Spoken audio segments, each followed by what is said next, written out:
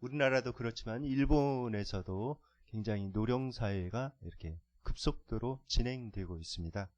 그래서 일본에서는 노년층의 그 행복을 위한 그런 조사와 연구가 많이 이루어지고 있습니다. 사회평론가인 수기다 순스케 씨가 남자는 괴로워라는 그런 책을 이렇게 발간했습니다. 이 책에 의하면은 이제 노년에 배우자를 사별한 후에 남자와 여자의 행복도가 굉장히 다르다는 것을 이렇게 밝혀놓고 있습니다. 늙음하게 이제 배우자가 떠나고 나서 남자와 여자의 그래 행복도가 차이가 난다는 거예요. 여성인 경우에는 그러니까 아내는 이제 남편을 사별하고 나서도 비교적 행복하게 이렇게 살아간다고 합니다. 왜냐하면은 사회적인 관계를 이렇게 많이 맺어놓고 특별히 이제 다른 친구들을 이렇게 많이 이렇게 사귀어놓고 이제 사회적인 활동을 하기 때문에 그렇게 많은 영향은 받지 않는다고 그래요. 그리고 여성일 경우에는 이제 그런 친구들이 많을수록 더 행복감을 더 많이 이렇게 누린다고 합니다. 그런데 남자인 경우에는 이렇게 다르다고 그래요. 이제 그 아내가 이제 소천한 다음에 홀로 남겨지게 되면은 굉장히 행복감이 굉장히 이렇게 떨어진다고 합니다. 남자인 경우에는 그렇다고 그래요. 그런데 이제 남자인 경우에는 친구의 숫자가 많은 것보다도 중요한 것은 뭐냐면은 친구의 숫자가 적더라도 한두 명이더라도 정말 질적인 관계를 이렇게 추구한다고 그럽니다. 그래서 여성인 경우에는 친구가 많을수록 행복함을 더 많이 느꼈지만 남성인 경우에는 친구의 숫자와는 그렇게 관련이 없다고 이렇게 조사가 되었다고 합니다. 그러니까 친구가 많이 있느냐가 중요한 게 아니라 정말 진정한 친구가 있느냐, 이것이 굉장히 중요하다고 합니다. 우리가 살아가면서 여러 가지 만남을 갖게 되지요. 제일 세상에 태어나면서 이제 부모님과 만나게 됩니다. 이거는 천륜이죠. 부모님과의 만남은 내가 선택한 것이 아니라 하나님께서 맺어주신 그런 관계입니다. 결국 변할 수 없는 그런 관계죠. 그 다음에 살아가다가 이제 배우자를 만나서 배우자와 이제 결혼을 해서 이렇게 살게 되죠. 또 이제 살아가면서 친구들을 만나고 여러 그 사람들을 만나면서 우리는 살아갑니다. 그런데 정말 제일 중요한 만남은 하나님과의 만남이에요. 나를 창조하시고 나의 영혼을 책임지시고 영원한 우리의 피난처 되시는 그 하나님과의 만남이 제일 중요합니다. 그래서 우리가 하나님이 어떤 분이신지 이렇게 알아가는 거, 그리고 하나님을 만나고 나서 하나님 안에서 나 자신을 발견하는 것, 내가 어떠한 사람인가 발견하는 것이 굉장히 중요합니다. 이것은 마치 인생에 있어서 사막이라는 인생을 걸어가는 데 있어서 내가 방향과 길을 찾는 거와 이렇게 똑같습니다. 내가 하나님이 어떤 분인지 알고 그 하나님 안에서 내 자신이 어떤 사람인지 안다면은 정말 행복하게 축복된 그런 길을 우리가 복된 길을 걸어갈 수가 있습니다. 그러려면 어떻게 해야 되는가? 하나님과의 바른 관계를 우리가 만들어 가야 합니다. 하나님과의 바른 관계가 형성돼야 되고 하나님을 바로 이렇게 알아가야 되는 것이죠. 여러분은 이 순간 그 하나님에 대해서 어떻게 생각하고 계십니까?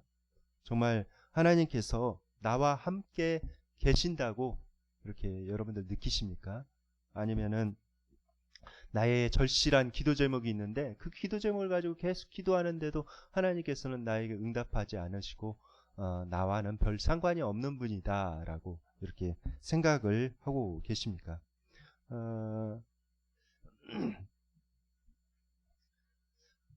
우리가 신앙생활에서 제일 중요한 것 중에 하나가 기도 생활입니다. 기도 생활. 기도를 해야 하나님을 체험할 수가 있고 기도를 해야 정말 하나님을 더 깊이 알아갈 수가 있는 것이죠. 그런데 기도 생활을 하면서 이제 특별히 신앙 연륜이 많아지면 많아질수록 기도 생활을 하면서 이제 현실적인 그런 상황에 직면하게 되는 것이죠. 현실적으로 상황이 변화되지 않고 그리고 현실적으로 자신도 별 변화가 없다. 이런 무미건조한 기도 생활을 계속해야 되는가? 이게 무슨 의미가 있는가라는 회의를 갖게 되는 때가 있습니다. 계속되는 기도 생활에도 불구하고 왜 우리 삶 속에는 근본적인 변화가 없을까? 그 이유는 무엇일까라고 우리가 질문하기도 하지요. 왜 우리가 기도 생활을 계속하면서 이렇게 신앙생활이 깊어짐에도 불구하고 하나님과의 깊이 있는 그런 관계 가운데로 나아가지 못할까요? 그 이유는 무엇일까요? 한마디로 말하자면 우리가 하나님에 대한 또 기도에 대한 잘못된 인식 때문에 그렇습니다. 우리가 기도를 할 때 그렇게 생각하기가 쉬운 것 같아요. 무엇을 얻어내려고 하는, 하나님께 무엇을 얻어내려고 하는 그런 수단으로만 생각하는 때가 많이 있습니다. 물론 기도하면 하나님께서 주시죠.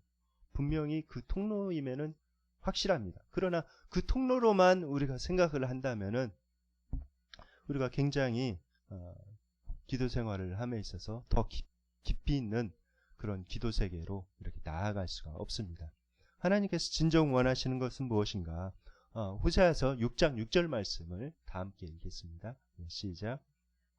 나는 인애를 원하고 제사를 원하지 아니하며 번제보다 하나님을 아는 것을 원하노라.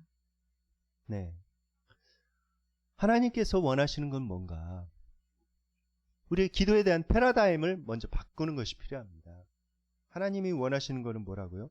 나는 인애를 원하고 제사를 원하지 아니하며 번제보다 하나님을 아는 것을 원하노라 이렇게 말씀하고 있죠. 여러분들 제사, 번제 쉽게 지금 현재적인 그런 용어로 말하자면은 기도죠, 기도. 하나님 앞에 기도 드리는 것보다 하나님을 아는 것을 더 원한다 이렇게 말씀하고 계십니다. 그러니까 우리가 기도하는 것이 기도하는 목적이 어떤 것을 얻어내기 위한 그것이 아니라 하나님을 깊이 알아가는 그런 통로가 되어야 된다는 거예요. 기도에 대해서 우리가 그렇게 패러다임을 우리 생각 자체를 이렇게 바꿔 나가야 된다는 것입니다. 오늘 본문 요한복음 15장 7절에서도 이렇게 말씀하고 계십니다. 다 함께 한번 읽어볼까요? 시작. 너희가 내 안에 거하고 내 말이 너희 안에 거하면 무엇이든지 원하는 대로 구하라. 그리하면 이루리라. 네, 이 말씀을 자세히 한번 보시기 바랍니다. 너희가 내 안에 거하고 내 말이 너희 안에 거하면 먼저 거하라는 것이죠. 1순위는 먼저 거하라는 것입니다. 하나님 안에 거하라. 이게 먼저라는 거예요. 그거는 뭐냐면은 하나님과의 관계가 제일 먼저라는 것입니다. 그리고 우리가 구하는 것은 2순위라는 거예요. 두 번째라는 거예요. 그러니까 우리가 어떤 하나님을 향해서 청원하는 것보다 하나님 뭐 들어주시고 뭐 주시고 뭐 이렇게 해주세요 라고 이렇게 청원하는 것보다 제 1순위는 뭐라고요? 하나님 그분 자체라는 것입니다. 하나님 안에 거하고 하나님 안에 내가 머물고 하나님을 알아가면서 하나님 그분 자체로 즐거워하며 살아가는 것 자체가 제 1순위라는 거예요. 그 우선순위가 바뀌어서는 안 된다는 것이죠. 그런데 대부분의 사람들이 청원하는 그런 기도를 1순위로 삼고 계속 하나님 앞에서 마치 그 무당이나 다른 종교에서 뭘 얻어내기 위해서 뭐 이렇게 비는 것처럼 그렇게 비는 기도가 되기가 쉽다는 것입니다. 그렇게 되면은 굉장히 무미건조한 기도가 돼요. 기도가 의무가 됩니다. 기도가 즐거움이 아니라 어떻게든 이렇게 기도를 해야 된다. 그래서 하나님께 어떻게든 이걸 얻어내야 된다는 그런 의무감과 무겁게 되는 것이죠. 그 기도 자체가 즐거운 기도가 돼야 되는데 그렇지 못한 기도가 되어지는 것입니다. 청원 중심의 그런 기도가 되면은 그렇게 짐스러운 기도가 된다는 거예요. 우리의 기도의 패러다임이 바뀌어야 되는 것이죠. 하나님께서 내게 기도에 대해서 하나님께서 이 기도란 하나님께서 내키지 않게 내가 주는 것을 내키지 않으시는 분이신데 그것을 어떻게든 내가 얻어내야 되려면 이렇게 기도할 수밖에 없다라고 생각하는 것이 아니라 하나님께서는 내게 너무나도 정말 좋은 것들을 주시기를 원하시는데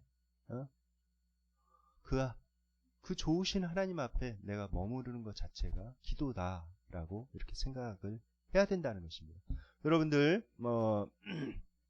자기의 아들을 아끼지 아니하시고 우리 모든 사람을 위하여 내어주시니가 어찌 그 아들과 함께 모든 것을 아낌없이 우리에게 주시지 않겠습니까? 그렇죠. 하나님께서는 이미 우리에게 모든 것을 이렇게 주셨어요. 아들마저 주셨는데 뭘 아끼시겠어요? 그러니까 하나님께서 우리에게 정말 좋은 것을 주시기를 원하십니다. 좋은 것을 주시기를 원하시는 분이 하나님이에요. 주시기 위해서 안달나신 분이 하나님이에요. 그런데 왜 하나님께서 그것을 주시지 못하실까요?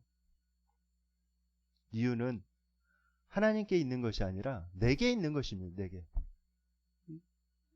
이걸 주려면은 저 사람이 이렇게 바뀌어야 되는데 내가 이렇게 바뀌어야 되는데 그 바뀌지 않고 계속 있으니까 하나님께서 주고 싶으셔도 못 주시는 거예요. 그러니까 우리가 하나님에 대해서 이렇게 생각할 때 우리 생각을 바꿔야 된다는 것입니다. 하나님께서는 정말 좋으신 분이시고 나에게 가장 좋은 것을 주시기를 원하시는 그런 하나님이신데 내가 하나님 안에 온전히 거하지 못하니까 내 모습이 변화되지 않고 이러고 있으니까 하나님께서 정말 주고 싶으셔도 못 주고 계시는 그 안타까운 심령으로 이렇게 기다리고 계신다는 것을 우리가 알아야 되는 것이죠. 우리의 기도가 청원형 기도에서 관계형 기도로 바꿔져야 됩니다. 바꿔져야 돼요.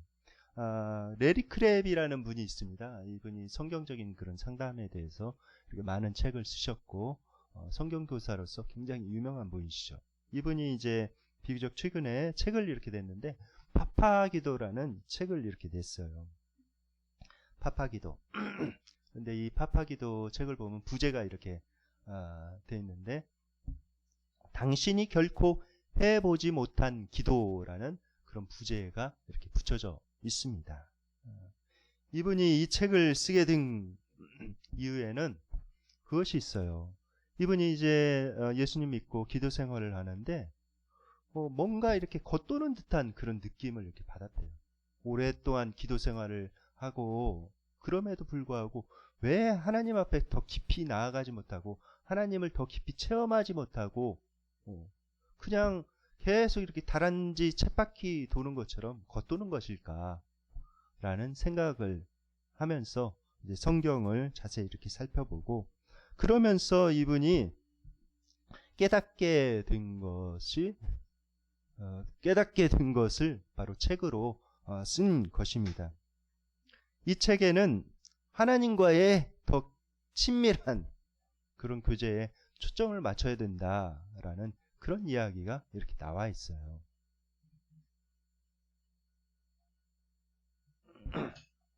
그래서 이제 파파기도 하나님과 친밀한 그런 기도를 해나가고 내가 일방적인 그런 청원 중심의 그런 기도가 아니라 하나님의 음성을 듣는 그런 기도를 해나갈 때 그리고 그 하나님의 뜻에 내 자신을 던져나갈 때 하나님께서 원하시는 참으로 복된 인생 하나님의 뜻에 100% 부합하는 그런 인생을 살아갈 수가 있다고 이렇게 말씀하고 있습니다. 그래서 파파기도, 파파는 아빠라는 그 뜻이죠. 그렇게 친밀하게 하나님 앞에 이렇게 나아갈 수 있다는 거예요. 이분이 이제 파파기도라고 이렇게 명칭을 붙였는데 이 파파기도는 이런 뜻입니다. 영어 첫자 이니셜을 따가지고 파파라고 이렇게 파파기도라고 이렇게 만들었어요. 여기 나와 있죠. 제가 이제 넣어놨는데 P는 프리젠트입니다. 프리젠트. 자기 자신을 드려라라는 뜻이죠. 그다음에 attend는 그 다음에 A는 attend죠. attend. 주의하라. 그 다음에 purge는 제거하라 라는 뜻입니다. 그 다음에 approach, 하나님 앞에 다가가라 해서 파파 기도라고 이렇게 명명을 하셨는데, 이 파파 기도의 그런 원리가 사람과의 관계에 있어서 굉장히 중요합니다. 사람과의 관계에 있어서 여러분들 어떤 사람과의 관계를 맺는 데 있어서 이 네 가지가 굉장히 필수적이에요. 그래서 여러분들도 인간관계에 있어서 정말 더 깊은, 정말 질적인 그런 인간관계를 맺고 진실한 친구를 사귀기를 원한다면은 이런 방법으로 이렇게 나아가시기 바랍니다. 첫 번째는 뭐냐면은 이거예요. 우리가 신뢰하는 상대방 앞에서 솔직하게 자기 자신을 보여주라는 것입니다. 감추지 말고 내가 이런 사람이라는 것을 이렇게 솔직하게 내어 보이라는 거예요. 이렇게 내어 보이는 과정이 없으면은 정말 관계가 계속 겉돌게 되죠. 정말 내 마음을 내어놓고 정말 모든 것을 이렇게 서로 소통할 수 있는 그런 관계로 나아가지 못합니다. 내가 먼저 내 자신의 있는 모습 그대로 이렇게 보여줄 때 상대방도 자신의 모습을 보여주면서 진실한 친구 관계가 형성이 되는 것이죠. 이게 굉장히 중요한 그런 원리입니다. 두 번째는 뭐냐? 두 번째는 상대방이 어떤 사람인지 진심으로 관심을 갖는 것입니다. 정말 상대방이 어떠한 사람인지 진심으로 관심을 가져야 된다는 거예요. 그 다음에 세 번째는 관계를 해치는 것은 무엇이든지 제거하라는 거예요. 그것을 제거하라는 것입니다. 잘못을 인정하라는 것입니다. 그러니까 그 사람과의 관계에 있어서 내가 사과해야 될 것 사과해야 되고, 내가 버려야 될 것, 잘못된 그런 것들은 버려야 그것을 올바른 관계를 형성할 수 있다는 거예요. 그리고 네 번째로 중요한 것은 상대와의 그런 관계를 그 무엇보다도 우선순위에 두려는 것입니다. 1순위에. 너는 나에게 있어서 정말 소중한 사람이야. 그렇기 때문에 내 시간에 있어서 최우선순위가 너야. 네가 요구한다면은 어느 때나 나는 달려갈게. 그리고 너는 정말 나에게 있어서 중요한 사람이야. 라는 것을 그 사람이 알아야 된다는 거예요. 내가 실제적으로 그렇게 행동을 하고 그 사람을 그렇게 대우해 줄 때 정말 그런 친밀한 관계가 형성이 된다는 것입니다. 이것이 사람과의 관계에 있어서 적용이 될 뿐만 아니라 하나님과의 관계에 있어서도 굉장히 중요하다는 것입니다. 그래서 오늘은 파파 기도에 대해서 이렇게 여러분들에게 말씀을 드릴 텐데, 첫 번째 P, 파파의 P는 무엇인가?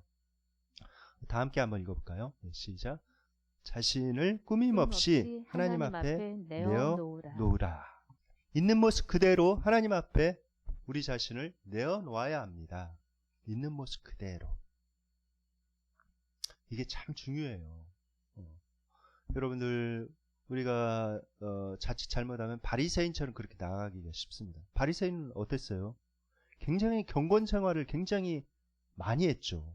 기도하고 철저하게 안식일 지키고 소득의 11조도 이렇게 내고, 어쨌든 율법적으로 철저한 사람들이 바리새인이었습니다. 그런데 한 번도 자신의 속마음을 하나님 앞에 내어놓지 않았어요. 그러니까 예수님께서 이 바리새인들을 보고 굉장히 책망하셨습니다. 휘칠한 무덤이다. 위식한 자들이다. 겉과 속이 다르다. 라고 하면서 굉장히 책망을 하셨죠. 그런데 사람들이 죄인이라고 손가락질하는 세리가 있었죠. 그런데 세리는 하나님 앞에 나아갈 때 막 하나님 앞에서 통곡을 하면서 자신의 죄를 자백하면서 감히 하나님 앞에 머리 둘 수가 없는 큰 죄인입니다 라고 하면서 자신의 있는 모습 그대로 하나님 앞에 나아갔습니다. 하나님의 평가는 어떠했는가? 바리새인보다도 이 세리가 훨씬 의인이다 라고 이렇게 평가를 했습니다. 우리가 하나님 앞에 나아갈 때 있는 모습 그대로 나아가는 것이 필요해요. 우리가 생각할 때 내가 하나님 앞에서 마땅히 이런 모습으로 이렇게 나아가야 된다라는 그런 고정된 생각이 있을 수가 있습니다. 그 생각을 버리라는 거예요. 하나님 앞에 내 마음 있는 모습 그대로 이렇게 나아가라는 것입니다. 하나님 앞에 드는 그런 의문들도 다 이렇게 얘기를 하는 거예요. 하나님 정말 살아 계신 것입니까? 하나님을 느낄 수가 없습니다. 왜 그렇습니까? 라고도 이렇게 말씀드릴 수가 있다는 거예요. 하나님 앞에 그렇게 솔직하게 기도할 수 있다. 하나님, 제가 이 기도 제목을 가지고 이렇게 열심히 이렇게 기도하는데 왜 하나님께서는 그 문제에 대해서 전혀 관심이 없으신 것 같습니까? 왜 응답이 없으십니까? 이유가 뭡니까? 라고 자기 마음속에 내면에 일어나는 그런 솔직한 의문, 솔직한 생각들을 가지고 솔직하게 하나님 앞에 나아가라는 것입니다. 그리고 나서 하나님의 음성을 들으라는 거예요. 하나님께서 뭐라고 말씀하시는지. 이것이 굉장히 중요하다는 것입니다. 하나님 앞에 내 있는 모습, 솔직하게 있는 모습 그대로. 하나님, 저에게는 또 고쳐지지 않는 이런 죄인된 모습이 있습니다. 그것 때문에 참 마음이 아픕니다. 이것을 어떻게 내가 고칠 줄 모르겠습니다. 이렇게 솔직하게 기도하는 것이 필요합니다. 다윗이 큰 죄를 지고 밧세바와 동침하고 큰 죄를 지고 하나님 앞에 굉장히 솔직하게 기도했죠. 물은 나는 내 죄가를 나오니 내 죄가 항상 내 앞에 있나이다 라고 고백하면서 자신의 있는 모습 그대로 하나님 앞에 이렇게 나아갔습니다. 하나님께서는 그 다윗의 그런 모습을 그대로 받으셨죠. 꾸밀 필요가 없습니다. 하나님 앞에 있는 모습 그대로 이렇게 나아가는 것이 필요해요. 두 번째 단계, 다 함께 한번 읽어볼까요?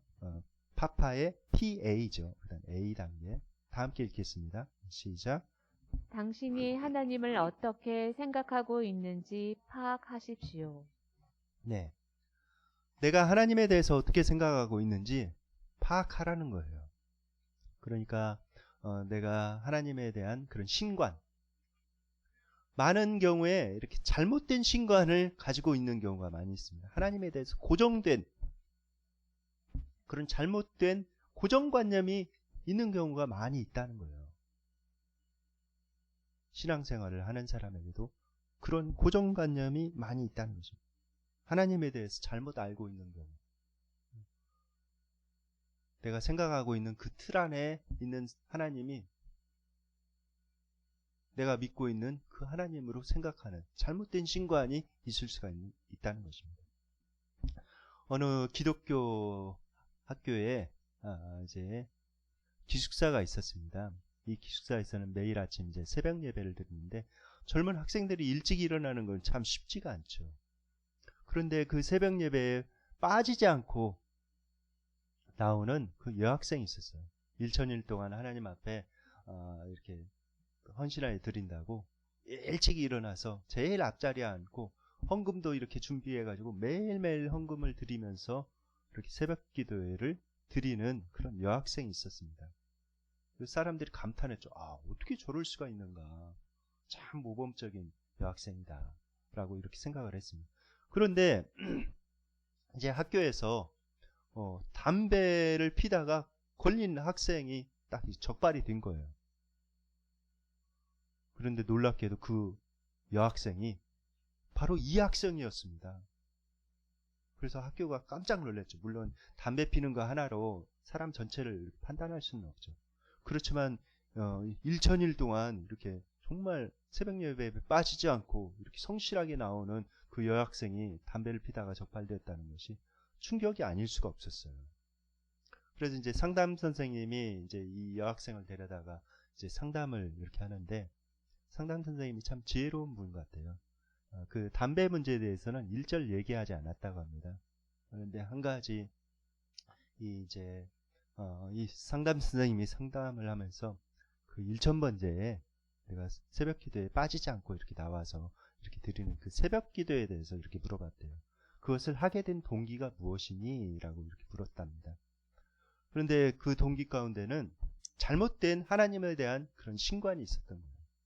하나님은 굉장히 엄격한 분이시고 그런데 자신의 모습은 불완전하고 죄인된 그런 모습이 있고 죄된 그런 끊어지지 않는 습관이 있고 그래서 하나님 앞에 어떻게든 잘 보이기 위해서 그런 보상 심리에 의해서 잘 보이기 위해서 그렇게 한다는 거예요.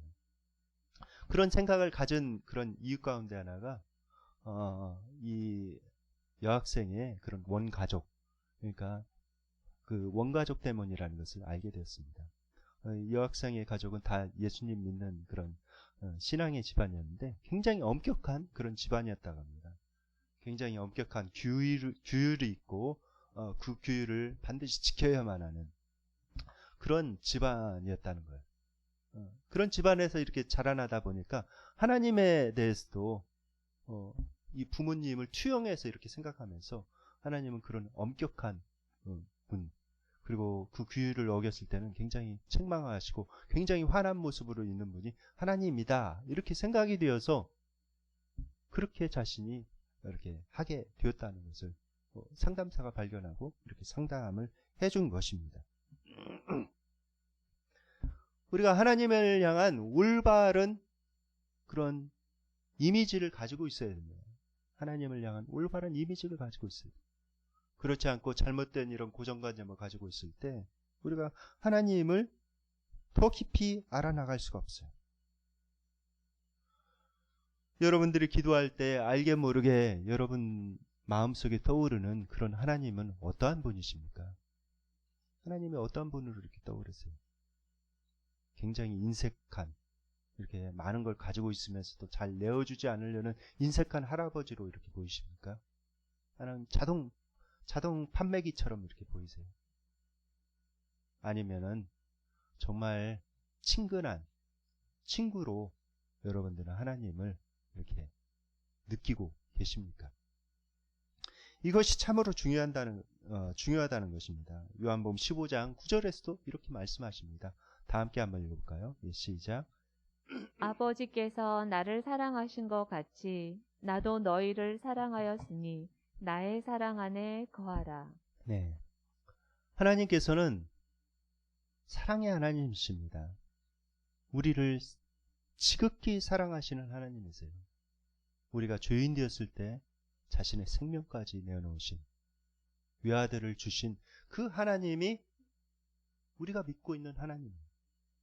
그러니까 그 사랑 안에 거하라고 이렇게 말씀하고 계십니다. 주님께서는.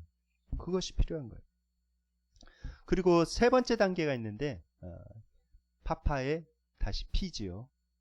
purge, 제거하라는 것, 그런 뜻입니다. 3단계 다 함께 읽겠습니다. 예, 시작.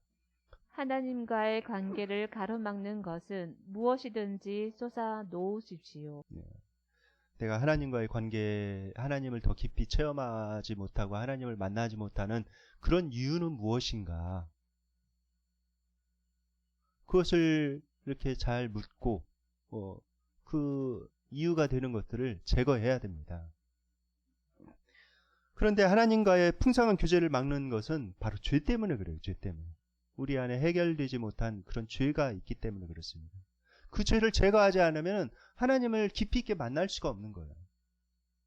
근데 가장 큰 죄는 어떤 죄인가? 관계적인 죄예요.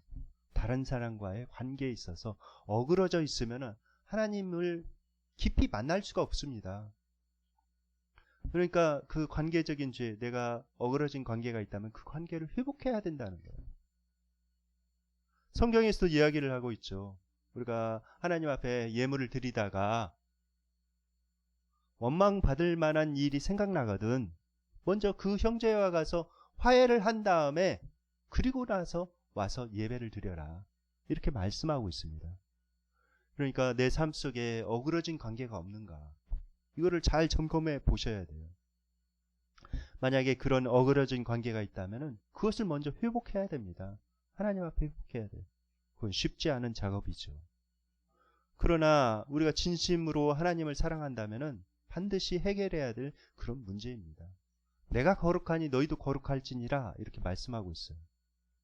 그리고 먼저 우리 자신을 구원하기 위해서 자신의 생명까지도 먼저 내어놓으셨습니다. 먼저 헌신하셨어요. 우리도 하나님을 향해서 그런 헌신이 필요합니다.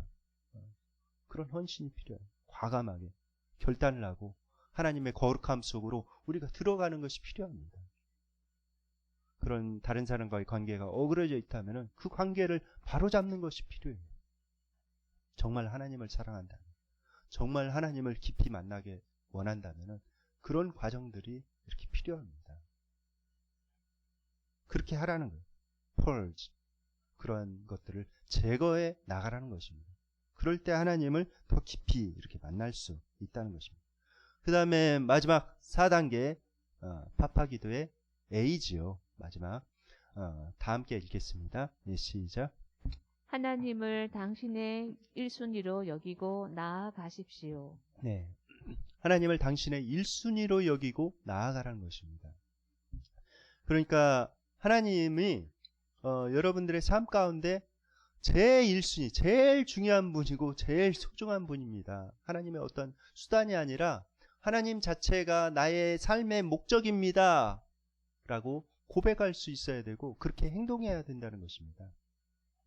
여러분들 이 다윗이 있죠. 다윗. 하나님께서 다윗을 향해서 하나님의 마음에 합한 자다 이렇게 말씀을 하셨어요. 대단한 영광 아닙니까? 내 마음하고 네 마음하고 똑같다. 하나님께서 그렇게 말씀하셨어요. 사람을 향해서, 다윗을 향해서. 대단한 칭찬이 아닐 수가 없습니다. 왜 하나님께서 그렇게 다윗을 칭찬하셨을까요? 뭐 여러 가지 이유가 있겠지만 가장 중요한 이유는 이러한 다윗의 고백 때문에 그렇습니다. 시편 27편 4절 말씀 다 함께 한번 읽어볼까요? 시작. 내가 여호와께 바라는 한 가지 일, 그것을 구하리니 곧 내가 내 평생에 여호와의 집에 살면서 여호와의 아름다움을 바라보며 그의 성전에서 사모하는 그것이라. 네. 다윗의 인생의 목표가 뭐였다고요? 여호와께 구하는 한 가지 일, 가장 중요한 일은 뭐였나? 하나님 그분이었습니다. 하나님 그분. 하나님 그분을 즐거워하면서 하나님 그분을 더 깊이 체험하고 하나님의 그분의 아름다운 안에서 내가 머물러 있는 것 자체가 제 삶의 가장 큰 소원입니다. 다른 소원이 없습니다. 그러니까 하나님께서 감격하신 것이죠. 우리의 삶의 최우선순위가 바로 그런 하나님이시라는 거예요. 내가 구하는 어떤 물건이나 내가 구하는 다른 것들이 아니라 하나님이 나의 인생의 전부이시고 하나님이 나의 인생의 최종적인 종착지이시고 하나님이 가장 중요한 분이십니다 라고 고백할 수 있어야 된다는 것입니다. 여러분들 가만히 생각해 보십시오. 이 세상의 모든 것들 때가 되면 다 두고 떠나가야 돼요. 이 세상에 내가 소중하게 여기는 그런 인간관계들 영원히 지속될 것 같지만은 언젠가는 헤어져야 됩니다. 부모님과도 헤어지고 다 이렇게 헤어지죠. 죽음과 더불어서 헤어질 수밖에 없습니다. 그리고 결국 우리는 하나님의 품 안에 안길 수밖에 없어요. 하나님 그분 안에 우리가 갈 수밖에 없습니다. 제일 소중한 분은 하나님이십니다. 하나님이 제일 소중한 분이시고 내 삶의 제 1순위가 바로 하나님입니다 라는 사실을 항상 우리가 기억해야 돼요. 그런데 여러분들 아십니까? 하나님께서도 제 1순위가 누구냐면은 우리예요. 우리. 나 자신입니다. 하나님께서 나 자신을 제 1순위로 이렇게 보시는 거예요. 오늘 말씀을 한번 보실까요? 요한복음 15장 12, 13절 말씀 다 함께 읽겠습니다. 예, 시작. 내 계명은 곧 내가 너희를 사랑한 것 같이 너희도 서로 사랑하라 하는 이것이니라. 사람이 친구를 위하여 자기 목숨을 버리면 이보다 더 큰 사랑이 없나니. 네. 예수님께서 우리를 친구로 이렇게 초청하고 계신 거예요. 여기 보면은 친구를 위하여 자기 목숨을 버리면 이에서 더 큰 사랑이 없느니라 이렇게 말씀하셨는데 자신을 두고 하신 말씀입니다. 예수님께서 우리를 위해서 목숨을 내어놓으셨죠. 그렇게 목숨을 내어놓으신 이유가 우리를 친구로 맞이하기 위해서 그러셨다는 것입니다. 정말 진실한 친구로서 그런 친밀한 관계를 이렇게 나누자구나, 친밀한 교제를 나누자구나, 그렇게 나와 더불어서 살아가자구나 라고 초청하고 계십니다. 여러분들은 이 초청에 응하시겠습니까? 원하기는 정말 하나님을 더 깊이 알아가고 하나님이 얼마나 좋으신 분인지 우리가 더 깊이 체험하기를 원합니다. 하나님 그분을 얻으면은 나머지 것은 자동적으로 이렇게 따라오게 되어 있어요.